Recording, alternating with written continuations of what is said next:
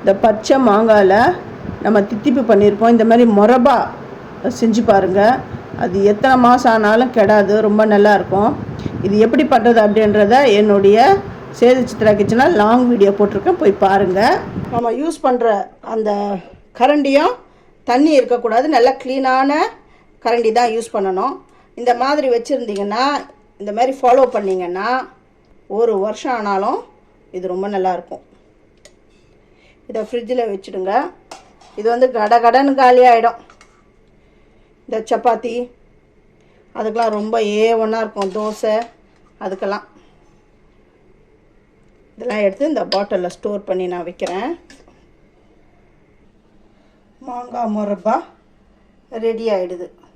இந்த ரெசிபி உங்களுக்கு பிடிச்சிருந்தா என்னுடைய சேனலுக்கு லைக் பண்ணுங்கள், ஷேர் பண்ணுங்கள், சப்ஸ்கிரைப் பண்ணுங்கள். அப்போ தான் நான் போகிற ஒரு வீடியோவுடைய நோட்டிஃபிகேஷன் உங்களுக்கு காட்டும், உங்களுக்கும் யூஸ்ஃபுல்லாக இருக்கும். ஹைப் கொடுங்க. தேங்க்யூ.